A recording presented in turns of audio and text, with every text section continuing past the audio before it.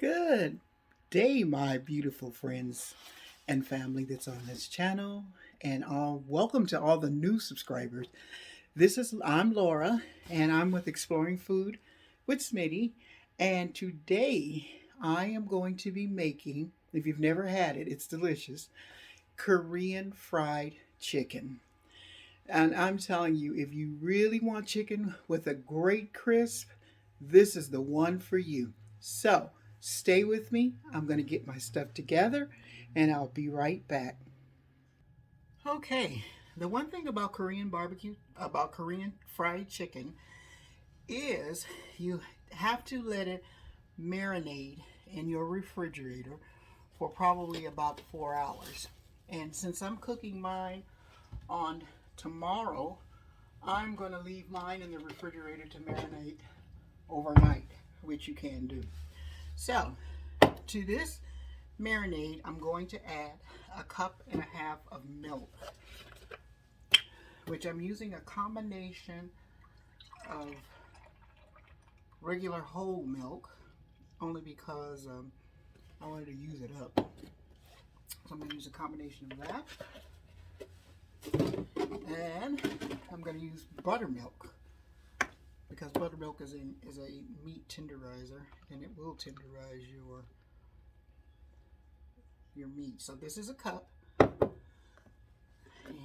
I'm going to pour this in my bowl, and then I'm going to add another cup, half a cup of buttermilk.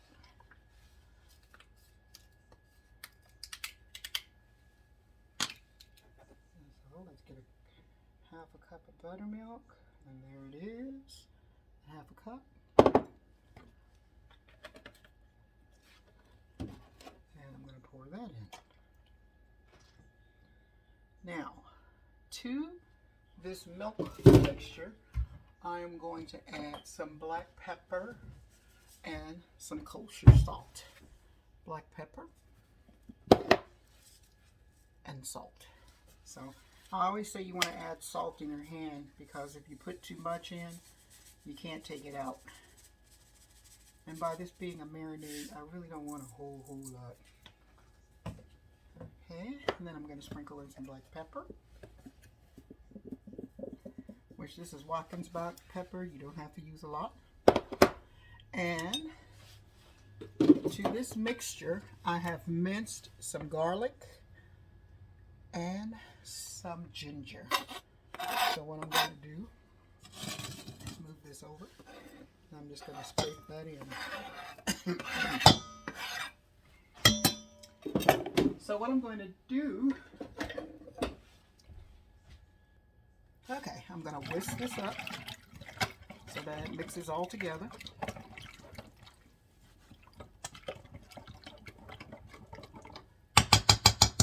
And to this marinade, I'm going to add my chicken pieces. I cut my chicken up earlier. I was sure no one wanted to see me cut up chicken, so I cut it up already, and I'm just going to add it into the marinade. Now, the reason why I'm putting it in a bowl first is because I want to get it all mixed before I put it into the bag. So I'm just mixing it around so that it all gets coated. They also recommend that you put this, when you're mixing it, into a baking sheet, and you can put it in the refrigerator on that. So what's going to happen is I'm going to let this marinate, and I'm going to take it out, and I'm going to let it drain a little before I go ahead and continue with the rest. So to this marinade, I'm going to put my chicken into the bag, like so. And it's just going to sit in this. If you've ever smelled fresh garlic, it is so delicious.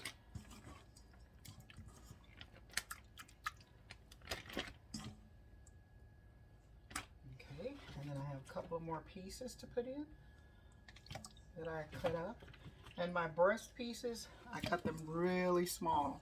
Not really small, but small, because you don't want them to have to cook a long time or more time because of the size. So, I'm going to add this to my marinade, to my chicken, and the rest of this. And then what I'm going to do is pour my leftover marinade into my bag, like so. And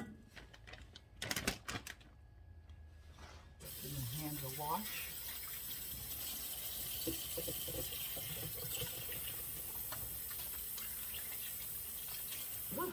Water's cold. Okay, so I'm going to take this bag, seal it up, and make sure all of my chicken is in the marinade, as so.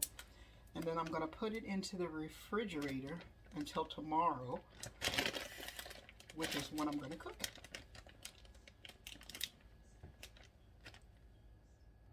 Okay, so welcome back. Let's see what I've done here.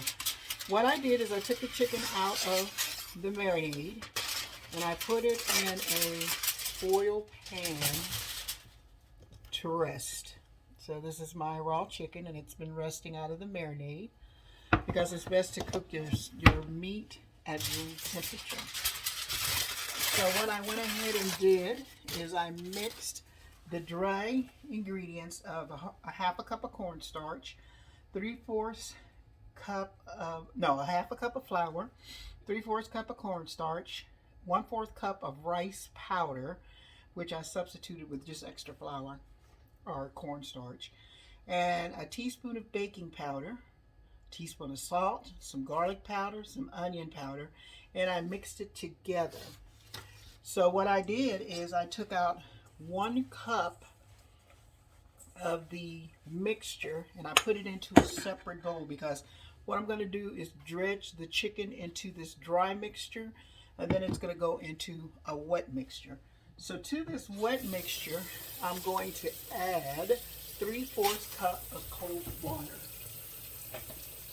which with the temperature the way it is today, you don't have to get that out of the refrigerator. So here we go, 3/4 cup of cold water. About right. Okay. So what I'm going to do is add this to my mixture and mix it up really good. Whisk it all together. And if your mixture is either too thick, you can add more water if you'd like, because it's supposed to be the consistency of a thin pancake batter. So I'm getting it all mixed. So that it's mixed good. And then in the meantime, I have my oil heating up to 350 degrees. Because what I'm going to do is fry this chicken in the oil for 10 minutes.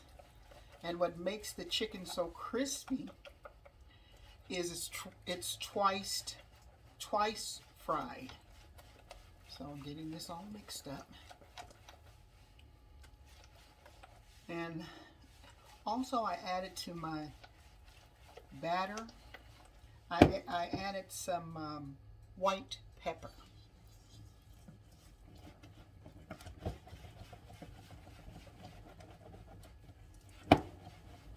It's all mixed. Got a big lump in there. I don't know if it's going to mix out or what, but we'll see. Okay, so that's a nice thin batter. Okay, so I'm going to put that in there. My mixture is already, my heat is already cooking. So what I'm going to do is add this piece of chicken to the dry mixture. And you don't want to put too much chicken in at one time because it'll cool down your oil. So I'm going to do about 3 pieces. Okay? So I'm going to mix it in here in the dry batter like so. And then you're going to shake it off as so, because you don't want to put it in. And then I'm going to put it into my wet batter and get it coated real nice and good. And let it shake off a little bit there. I hope you can still see me. And then I'm going to put it into the oil so that it can fry for 10 minutes. Let me get this shuck off. And this. And what I'm going to do is continue getting the chicken cooked for the first time, which is 10 minutes for each piece. And then I'll come back and show you the refry. Okay, I wanted to bring you back so that you can see that it is starting to brown. And as I said, what's going to happen is I'm going to take this one out. Bring it down there. There we go. I'm going to take this one out and I'm going to put in another. And this will all be done until it's all finished.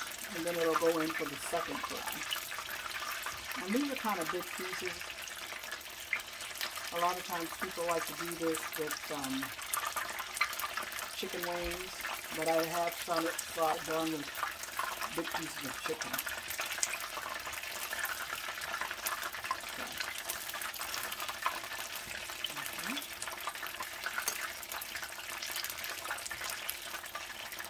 And it's a okay. So what I'm going to do is take this out and let it sit here and rest. While I get in my other pieces.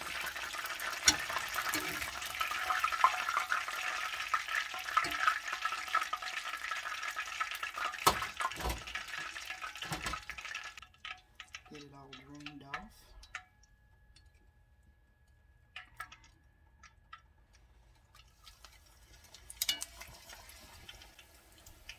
And as I said, you don't want to put too much chicken in because you don't want the temperature of your oil to go down. And if it's overcrowded, that's exactly what will happen.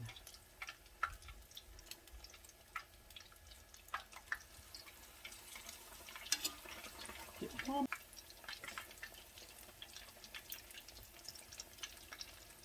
that drained off.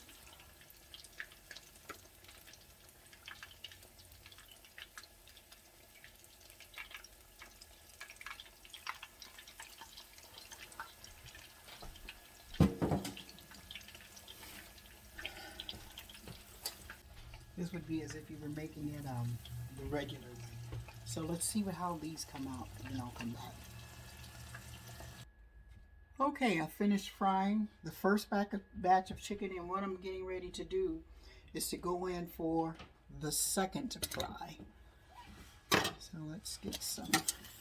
So on this fry, you only fry for 10 minutes. And then you let it drain. So let's give this a 10-minute timer. And I'm going to get this all fried up. And I'll be back with you as soon as it's finished.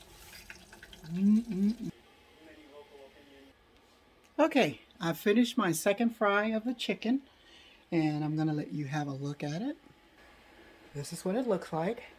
We're going to get a chance to taste it. And I'm going to put a sauce to go on it. So when I get the sauce made, I'll be back. Okay, what I'm starting now is to make the sauce for the chicken.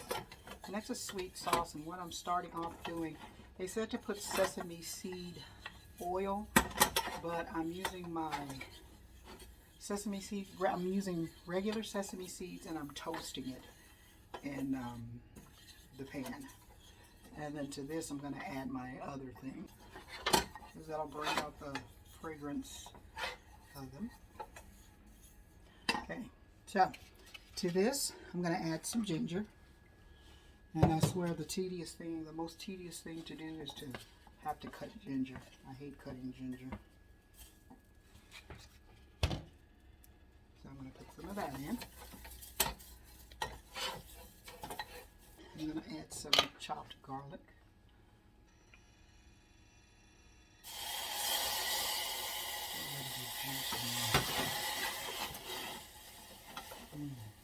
Smells good. And my chopped garlic. And then to this, I'm going to add some brown sugar.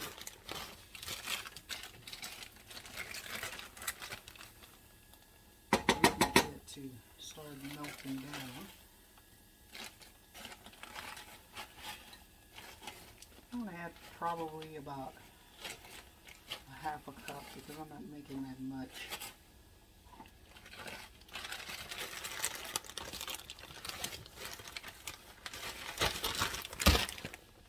Get that out of your way. When it comes down to put it on the chicken, I'll be back. What I'm going to do is have Steve taste accordingly to the video. The wet chicken is supposed to be crispier, but we'll see. First of all, let me turn this around and I'll fix. Okay, there you go. Okay, so as I was saying, what happened is there you could make this chicken with the wet batter or dry batter. So with this piece right here, that's a wet batter, and this piece right here is a dry batter. So could you try first the wet batter just to see how crispy it is? Let me dip it. No, you don't have to dip it. I just want you to take a check. Oh. Mm-hmm. Is it very crispy? It's crispy, but I got a feeling this is going to be crispier. Okay. So let's try a piece of the dry batter. Mm-hmm. That's interesting. It's crispier. Okay. So what I did is I made a sauce that can go onto the chicken, and if you like, you can try it with the sauce. You just dip your chicken in there. Just dip it? Yeah, just dip it. Okay.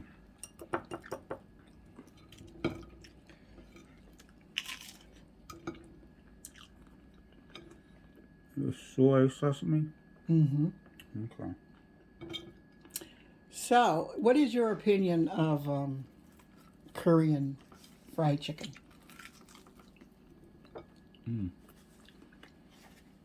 I like Korean fried chicken, but I would like it better like this with the dry